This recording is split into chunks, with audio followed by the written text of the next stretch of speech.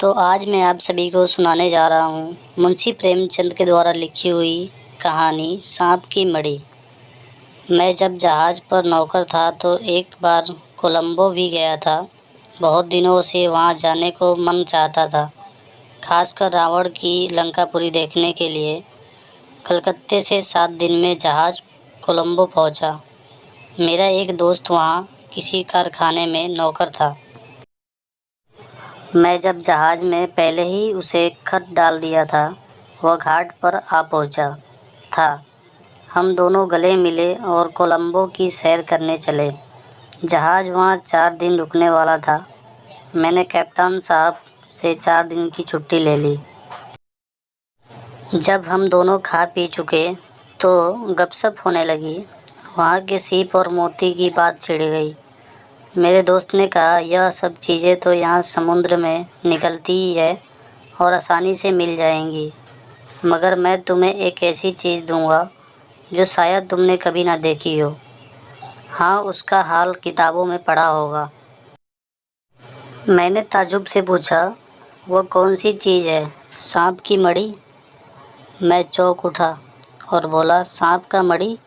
उसका जिक्र तो मैंने किस्से कहानियों में सुना है, और यह भी सुना है कि उसका मोल 7 बादशाहों के बराबर होता है।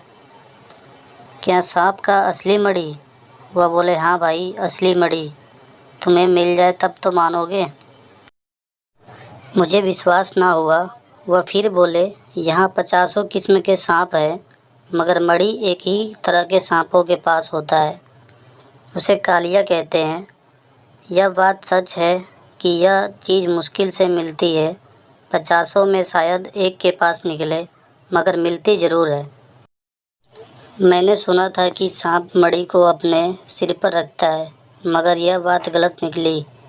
मेरे दोस्त ने कहा, यह चीज़ उसके मुंह में होती है। मैंने पूछा, तो मुंह के अंदर से चमक कैसे नज़र आती है? दोस्तों ने हंसकर कहा, जब उसे रोशनी की ज़रूरत होती है तो वह किसी साफ पत्थर पर उसे सामने रख देता है। उस वक्त ज़रा भी खटका हो तो वह झट से मुंह में दबाकर भग जाता है।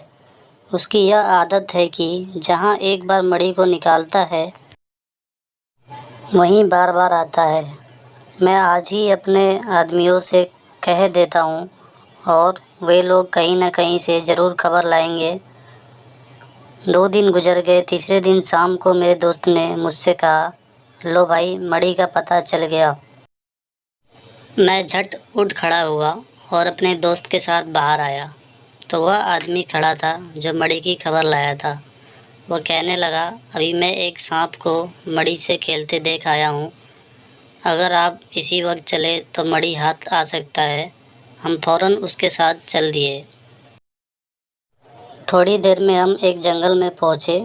उस आदमी ने एक तरफ उंगली से इशारा करके कहा, वह देखिए, सांप मड़ी रखे बैठा है। मैंने उस तरफ देखा तो सचमुच कोई 20 गज की दूरी पर एक फन उठा बैठा है और उसके आसपास उजाला हो रहा है। पहले तो मैंने समझा कि शायद जुगनू हो, पर वह रोशनी ठहरी हुई है। जुगनी की चमक चंचल होती है, कभी दिखाई देती है, कभी गायब हो जाती है।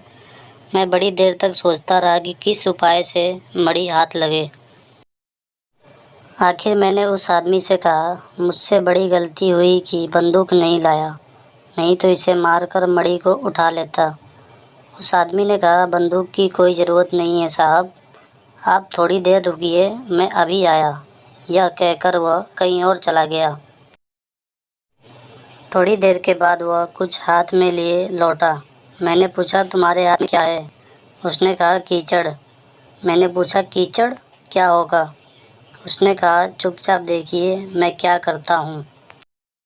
वह चुपके से एक पेड़ पर चढ़ गया और मुझे भी चढ़ने का इशारा किया। मैं भी ऊपर चढ़ा। तब वो डालियों पर होता हुआ ठीक सांप के ऊपर आ गया और एकाएक उस मड़ी पर कीचड़ फेंक दिया। अंधेरा छा गया। सांप घबराकर इधर उधर दौड़ने लगा। थोड़ी देर के बाद पत्तियों की गड़गड़ाहट बंद हो गई। मैंने समझा सांप चला गया। पेड़ से उतरने लगा। उस आदमी ने मुझे पकड़ लिया और कहा, भूल कर भी नीचे ना जाइएगा, नहीं तो घर तक नहीं न पहुँचिएगा।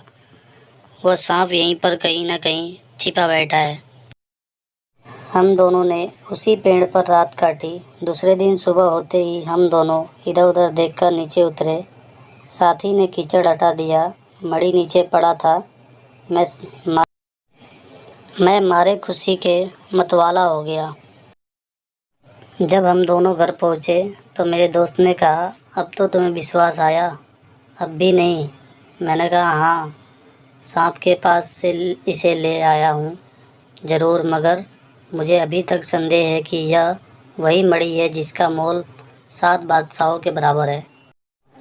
दरियाफ्त करने पर मालूम हुआ कि वह एक किस्म का पत्थर है जो गर्म होकर अंधेरे में जलने लगता है। जब तक वह ठंडा नहीं हो जाता वह इसी तरह रोशनी रहता है। सांप इसे दिन भर अपने मुंह में रखता है ताकि यह गर्म रहे। रात को वह इसे किसी जंगल में निकालता है और इसकी रोशनी में कीड़े मकोड़े पकड़कर खाता है। जानकारी अच्छी लगी हो तो लाइक, शेयर और सब्सक्राइब ज़रूर करें।